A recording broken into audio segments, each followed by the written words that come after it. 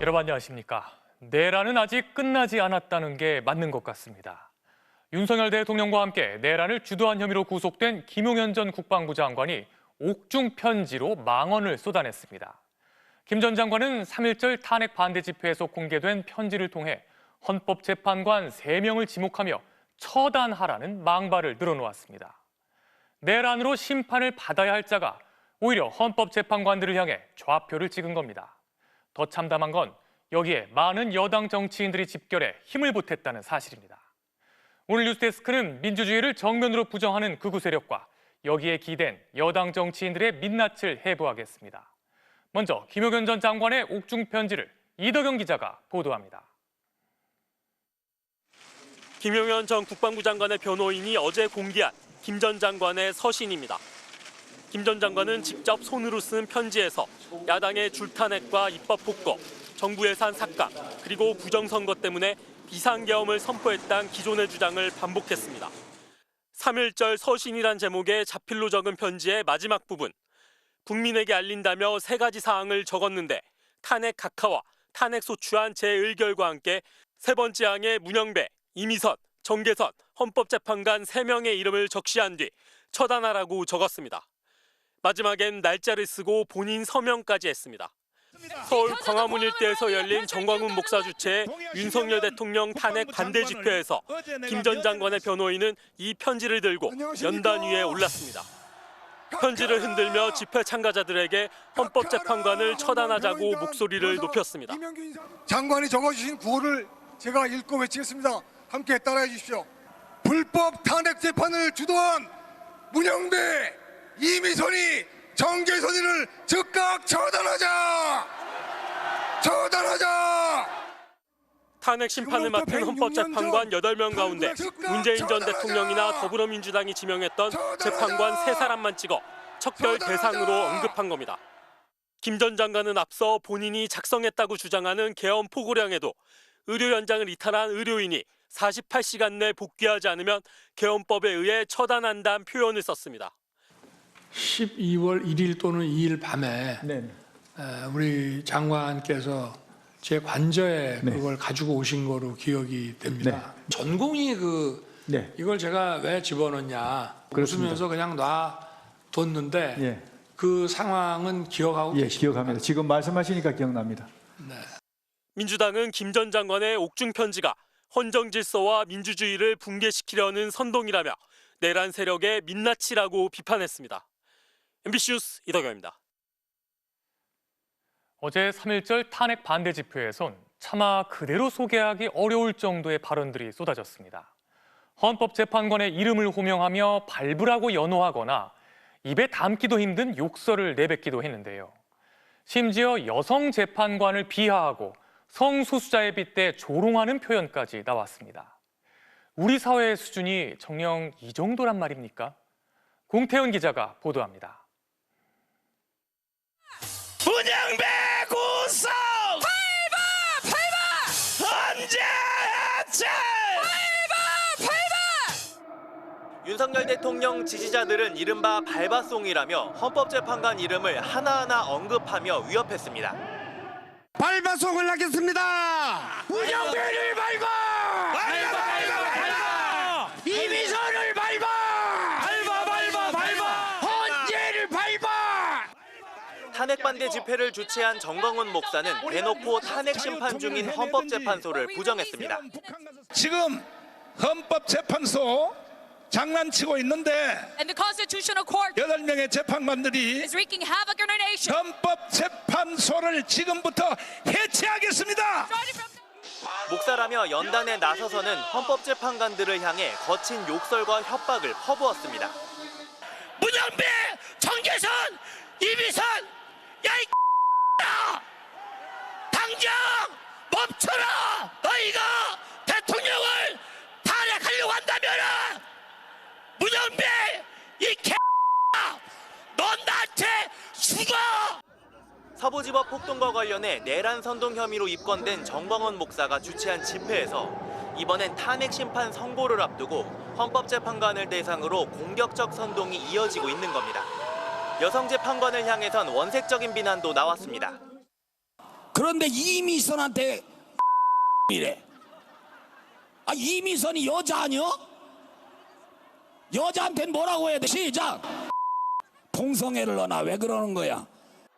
윤 대통령이 파면될 경우 헌재 판결에 불복하겠다는 속내도 드러냈습니다.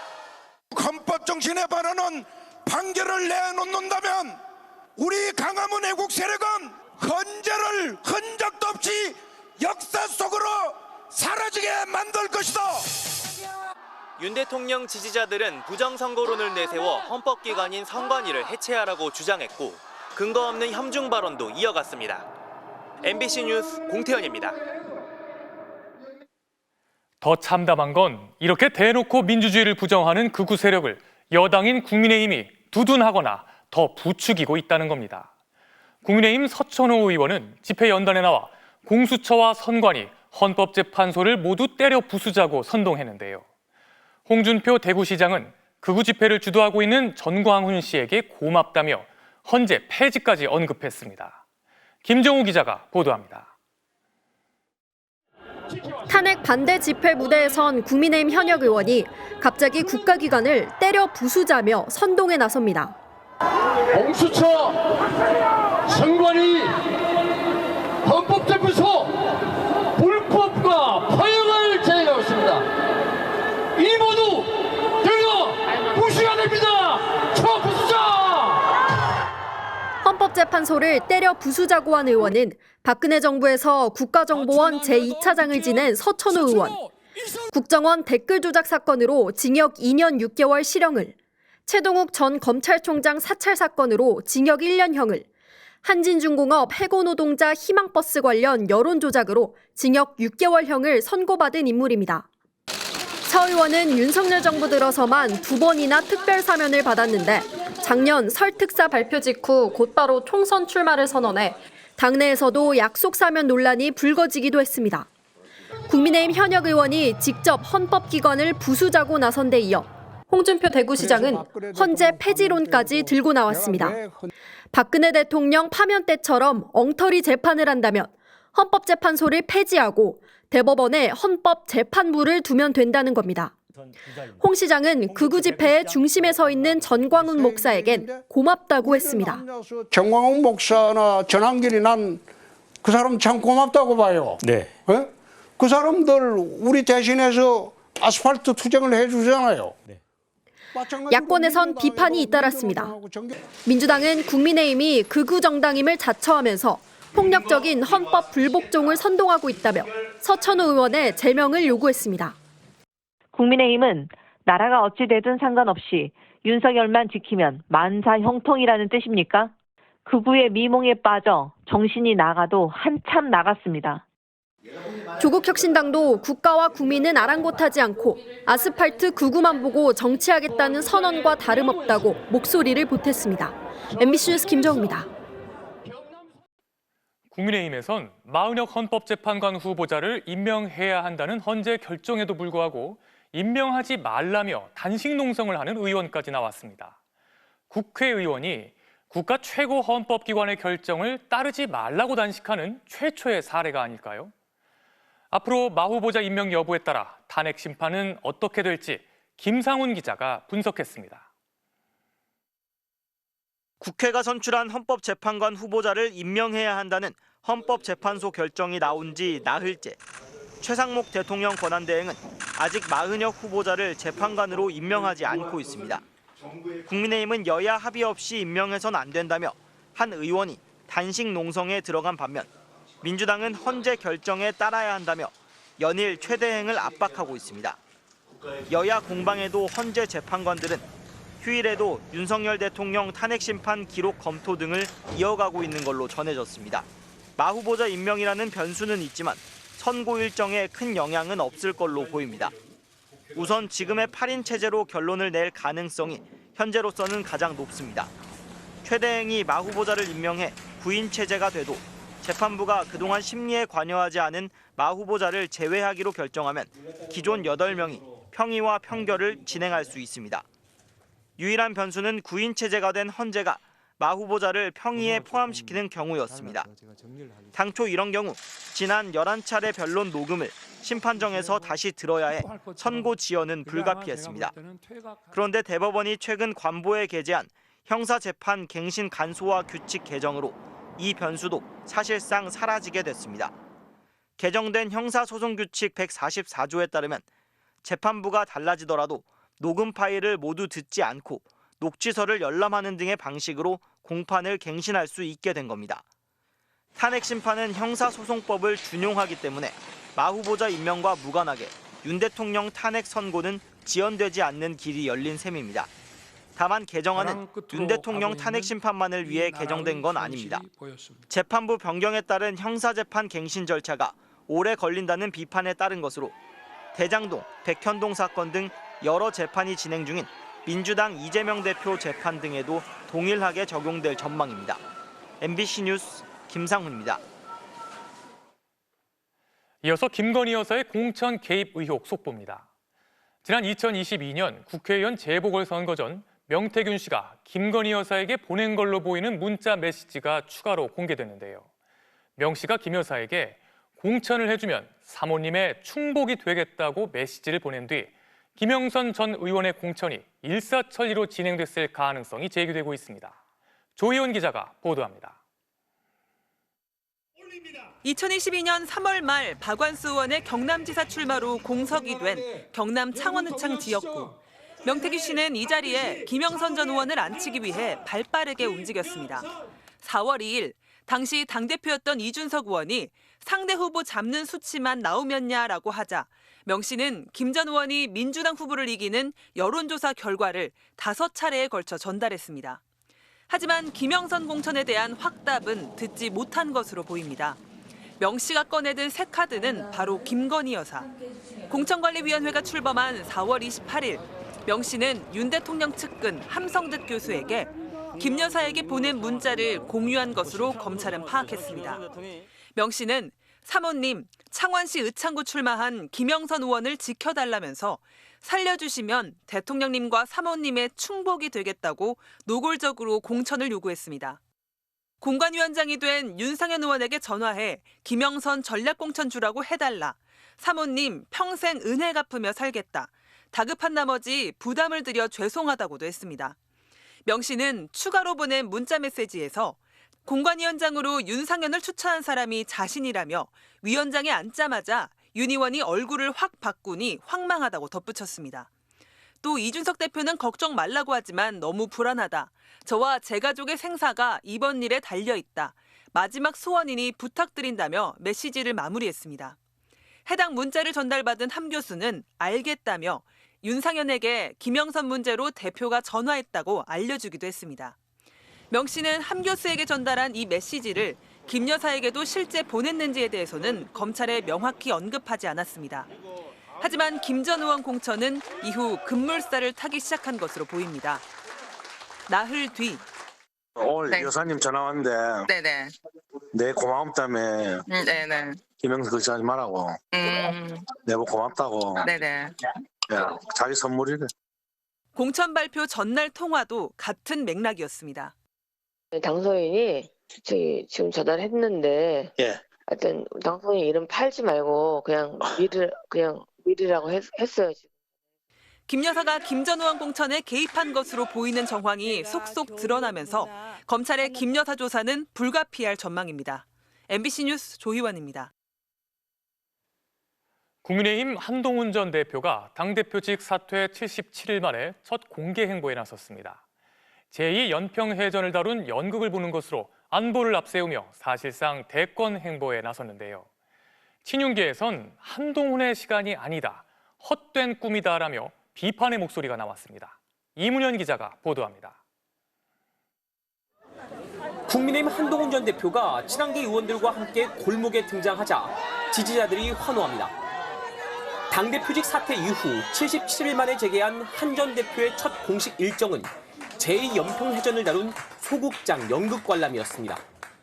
저는 나라가 제일 중요한 게 그거 같아요. 사람들을 안전하게 하는 거.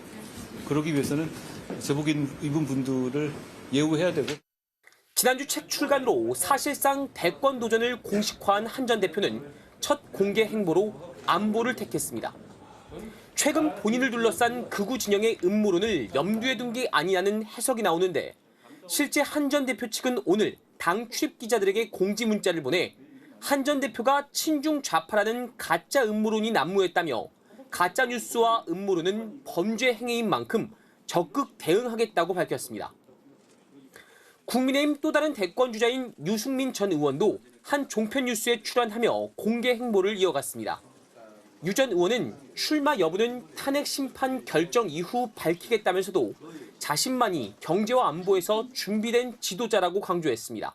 진짜 문제 해결을 해내는 유능한 보수 그런 정치를 하기 위해서 제 스스로 정말 끊임없이 25년간 준비를 해왔기 때문에 때가 되면 말씀드리겠습니다.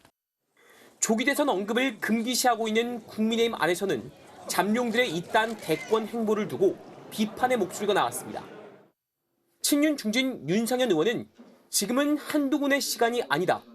당원 몇 %나 지지하는지 목소리를 들어보면 깜짝 놀랄 거라며 직격했습니다. 조기 대선을 향해 질주하는 분들 헛된 꿈이라고 저는 개인적으로 생각하고 있습니다. 윤 대통령에 대한 탄핵 심판 결과가 이달 중순 전으로 나올 거라고 점쳐지는 가운데 여권 내 잠룡들을 향한 견제와 기싸움도 본격화될 것으로 보입니다. MBC 뉴스 이문현입니다.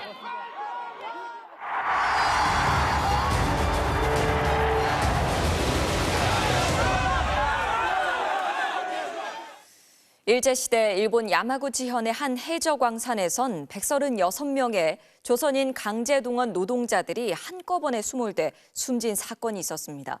80년이 훌쩍 지났지만 아직도 희생자들의 유골은 바닷속에 남겨져 있는데요. 지난달 일본의 한 시민단체가 십시일반 돈을 모아 유골 탐사 작업에 나섰지만 장비나 예산이 턱없이 부족한 상황입니다. 도쿄 현영준 특파원이 그 현장에 다녀왔습니다. 83년 전 1942년 2월 3일 일본 야마구치현 우베시의 조세이 탄광에서 해저갱도가 갑자기 무너지며 바닷물에 잠겼습니다. 당시 막 교대 근무에 투입됐던 183명의 광부들이 모두 숨졌는데 136명이 조선인 강제동원 노동자들이었습니다. 탄광회사는 2차 피해를 막겠다며 사고 직후 갱도 입구를 막아버렸고 시신은 단 한 구도 수습되지 못했습니다. 진상조사 과정에서 탄광회사가 지층 두께의 법정 기준을 지키지 않은 탓에 바닷물이 스며들어 사고가 난 것으로 드러났습니다. 이 바다 위로 보이는 저 두 개의 굴뚝은 해저 갱도로 공기를 주입하는 배기 통로입니다. 이 갱도 입구에서 약 500m 정도 떨어져 있는데요. 희생자들은 대부분 저 주변에서 사고를 당했을 것으로 추정됩니다. 지난달 일본의 시민단체가 크라우드 펀딩으로 비용을 마련해 잠수사 한 명을 갱도 안쪽 250m까지 들여보냈지만 갱목이 얽히고 설켜 있어 더 이상 진입하지 못했고 유골 발굴은 실패했습니다. 当初私たちも遺骨はすぐ見つかるというふうに考えておりましたけども、途中崩落したところがありまして、それは予想外のことでしたので 제대로 된 수중 탐사 장비만 갖춘다면 유골의 위치나 갱도의 붕괴 상황을 파악할 수 있지만 일본 정부도 한국 정부도 조선인 희생자들의 유해 발굴을 외면하고 있습니다. 埋没位置、震度等が明らかでなく、しかも80年以上も前に落盤事故が発生した海底の坑道に潜水して調査、発掘することについて安全性の懸念もございます。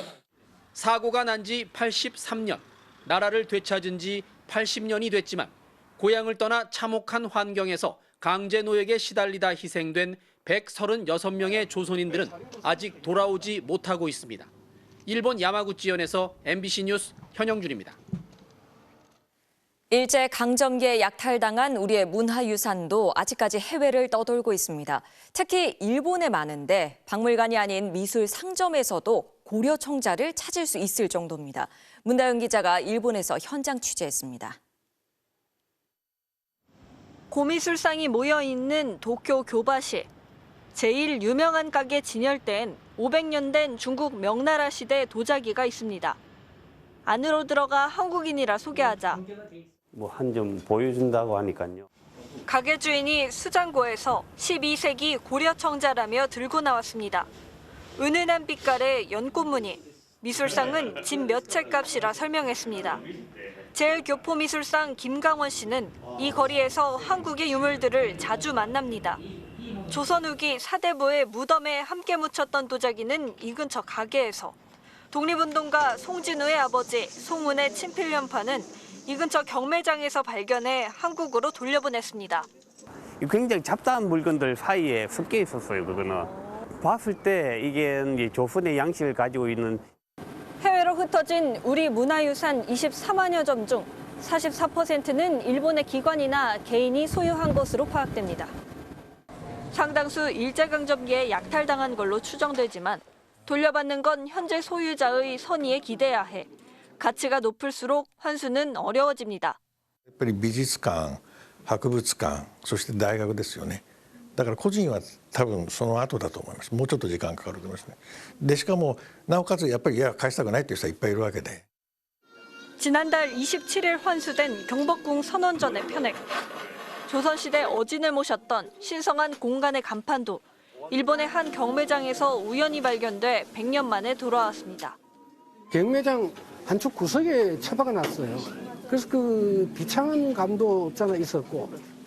선원전 편액은 기업체의 거액 후원금으로, 송은 선생의 현판은 김 씨의 개인 자금으로 사들여 국가에 기부했지만 외국에 있는 수십만 점을 다 돈으로 사올 수는 없는 노릇입니다. 적인 힘의 파워게임에서 가져간 거죠. 시민의 권력으로 찾는 것도 있지만 가장 더 좋은 거는 공식 권력이 서로 협상해서 주는 게 가장 좋아요. 국보인 조선 왕조실록, 신라의 미소라 불리는 얼굴무늬 수막새와 대동여지도 희귀본까지 모두 일본을 떠돌다 한국에 돌아왔습니다. 김강원 씨처럼 뜻 있는 이들의 발품에 정부의 적극적인 환수 노력이 더해져야 가능한 일입니다. 도쿄에서 MBC 뉴스 문다영입니다. 서울 아파트 평균 가격이 13억 8천만 원을 돌파하며 역대 최고를 기록한 것으로 나타났습니다. 지난달 서울시가 강남권 일부 지역을 토지거래 허가구역에서 제외하면서 강남권 등 일부 지역의 집값이 올라 전체 평균 가격이 끌어올라간 건데요. 서울과 지방 또 서울 내에서는 지역별로 부동산 시장의 양극화가 심화되고 있습니다. 박성원 기자입니다. 서울 송파구의 9,500여 세대 대단지인 헬리오시티. 지난달 85제곱미터 아파트 경매 입찰에 총 87명이 몰렸습니다. 낙찰가는 21억 5,700여만 원. 상대적으로 수요가 적은 1층인데도 감정가보다 3억 원 넘게 비싸게 팔렸습니다. 117%라면 엄청 높은 낙찰가율인데요. 가치가 있다고 생각해서 많은 사람이 응찰한 것 같습니다. 지난달 서울시가 송파구를 비롯한 강남권 일부 지역을 토지거래 허가구역에서 제외하면서 일대에 매수세가 몰리고 있습니다. 실수요자뿐 아니라 투자 수요까지 몰리면서 최근 급매물이 사라지고 호가가 뛰고 있습니다. 2월 넷째 주 서울 동남권 매매가는 전주보다 0.36% 올랐는데 서울 평균치의 3배가 넘습니다. 이른바 똘똘한 한 채에 대한 쏠림은 가속화되고 있습니다. 지난 1월 서울 아파트 평균값은 13억 8천여만 원으로 전 고점인 2022년 5월에 13억 7천여만 원을 넘어섰는데 강남권 등 선호 지역 아파트가 평균을 끌어올렸습니다. 용산구가 전 고점 대비 11% 올랐고 서초구와 강남구도 각각 9% 안팎 올랐습니다. 이른바 한강벨트로 불리는 광진구, 송파구, 양천구, 마포구 등도 전 고점을 회복하고 있습니다.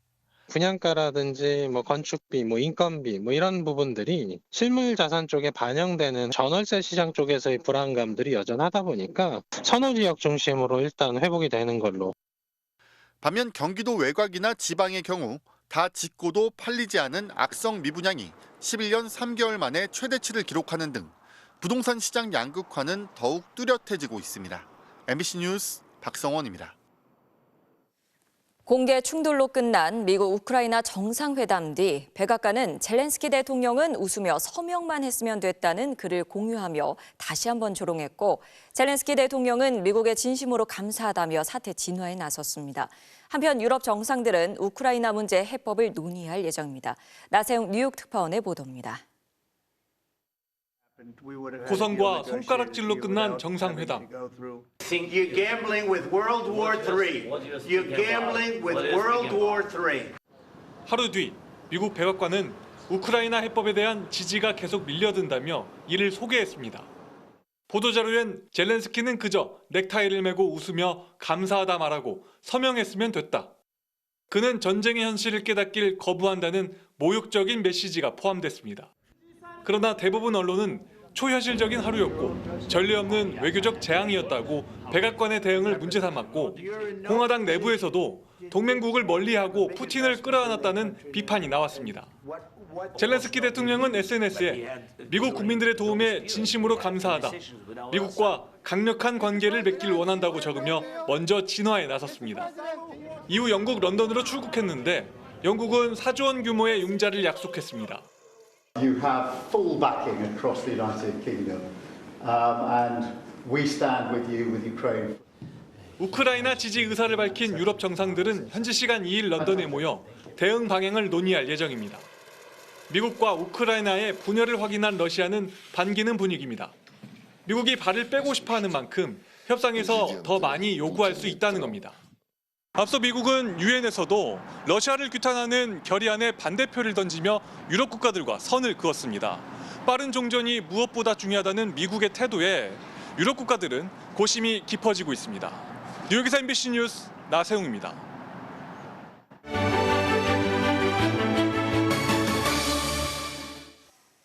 완도에서 100길로 1시간을 가면 365일 태극기를 나는 섬이 있습니다. 주민들은 항일의 역사를 기억하기 위해 태극기를 매일 달 수 있도록 조례까지 바꾼 건데요. 태극기의 섬 소환도에 김준영 영상기자가 다녀왔습니다.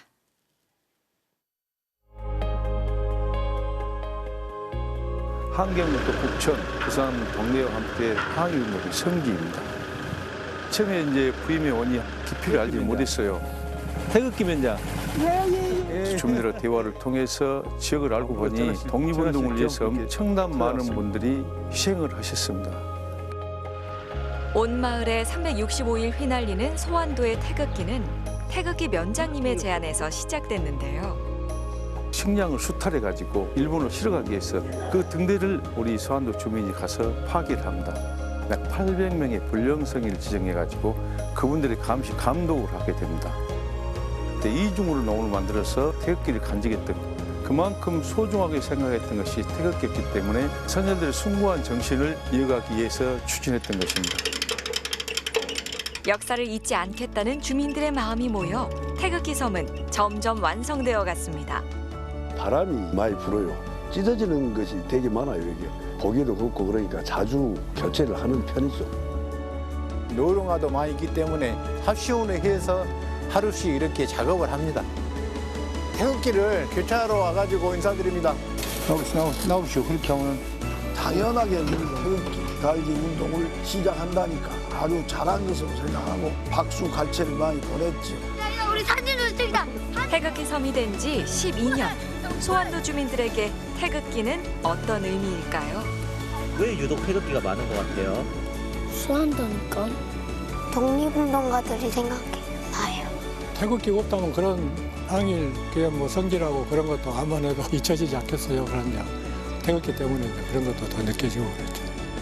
선열들의 숭고한 정신이 있었기에 오늘의 삶을 이어간다 생각하고 있기 때문에 잘 개항해서 후대에 나라 사랑의 상교육장으로 활용되었으면 좋겠습니다. 잠시 후 뉴스데스크 이어 방송되는 탐사기획 스트레이트는 이제 선고만 남겨둔 윤석열 대통령 탄핵 심판의 핵심 쟁점과 증언의 신뢰도를 흔들며 책임을 부하들에게 넘긴 윤 대통령의 변론 전략을 분석합니다. 또 1년 넘게 이어진 의정 갈등으로 무너진 한국 의료의 현실을 취재했습니다. 지난해 두 자릿수 홀드를 기록하며 잠재력을 보여준 한화의 김서현 선수. 올해 그 이상의 존재감을 드러내겠다며 특별한 마음가짐을 다잡았다고 합니다. 오키나와에서 김수근 기자입니다. 연습 경기에 나선 김서현이 삼진쇼를 펼칩니다. 변우혁과 한승택에 이어 박정우까지 세 타자 모두 헛스윙 삼진. 최고 구속은 156km까지 찍혔고 13개의 공 가운데 볼이 3개일 만큼 안정감도 있었습니다. 뭐 구속이 다가 아니니까 지금 페이스대로만 간다면은 조금 나아지는 해가 좀 될 것 같다는 생각이 조금 들기도 해요. 데뷔 직후 투구 자세를 교정하면서 큰 부침을 겪었던 김서현. 원점으로 돌아가 고교 시절 투구 폼을 되찾은 지난해 두 자릿수 홀드를 기록했습니다. 프리미어 12에서 무실점 투구로 자신감이 커졌고 선수 출신인 친형이 전지 훈련에 불펜 포수로 합류해 심적으로도 든든해졌습니다. 저에 대해서 너무 잘 알고 있고 또 가족이고 하니까 피드백을 빨리빨리 말해줘가지고 금방 깨닫고 나갈 수 있는 게 조금 장점인 것 같아요. 일단 올해 목표는 20홀드. 마운드에서 더 이상 흔들리지 않겠다는 다짐을 모자 안쪽에 빼곡하게 새겼습니다.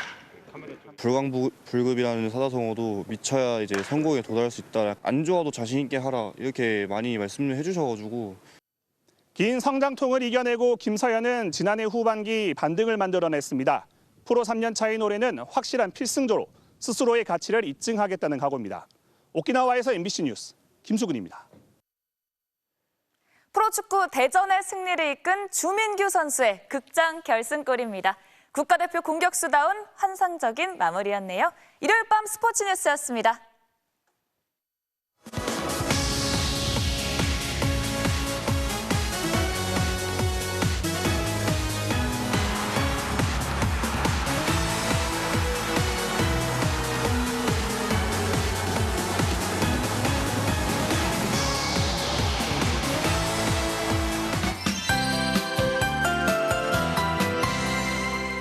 대설특보가 내려진 강원 지방에는 쉴 새 없이 눈발이 이어지고 있는데요. 차츰 기온이 떨어지며 내륙 더 많은 지역에서 비가 눈으로 바뀌어 내리겠습니다. 서울 등 수도권과 충북, 경북에도 대설 예비특보가 내려진 상태입니다. 내일까지 강원 산간에 최대 70cm 이상, 경북 북동 산간에도 40cm 안팎의 폭설이 쏟아지겠고요. 강원과 충북 내륙에도 25cm 이상, 서울도 3에서 10cm가량입니다. 눈은 내일 오후부터 잠시 잦아들었다가 모레 중부지방을 중심으로 다시 집중되겠습니다. 바람도 무척이나 강하게 불고 있습니다. 차츰 해안지방을 중심으로 강풍주의보가, 전해상으로는 풍랑특보가 확대 발령되겠습니다. 바람이 불면서 모레까지는 반짝 쌀쌀하게 느껴지겠는데요. 내일과 모레 아침 서울의 체감온도가 영하권으로 떨어지겠고요. 그래도 추위가 길게 가지는 않아서 주 중반부터는 기온이 큰 폭으로 오르겠습니다. 내일 오전까지 일부 내륙에서는 시간당 3에서 5cm 안팎의 강한 눈이 내리는 곳이 있겠습니다. 내일 아침 기온 보시면 서울 0도로 오늘보다 많게는 10도 안팎씩 크게 떨어지겠고요. 한낮의 기온도 서울 8도, 대구 6도 선에 머물겠습니다. 내륙의 눈과 비는 화요일 대부분 그치겠지만 동해안 지방은 수요일까지도 길게 이어진다는 예보입니다. 날씨였습니다. 내란을 주도한 혐의로 구속된 김용현 전 국방부 장관이 옥중에서 편지를 보내 헌법재판관을 처단하라는 메시지를 보냈습니다. 내란범을 제대로 처벌하지 않으면 훗날 어떤 모습을 보게 되는지 우리는 과거 전두환 씨를 통해 여러 차례 목격했습니다. 지금 내란범을 단죄하지 않는 건 이 땅의 제2, 제3의 전두환을 키우는 것입니다. 일요일 뉴스데스크 마칩니다. 함께해 주신 여러분 고맙습니다.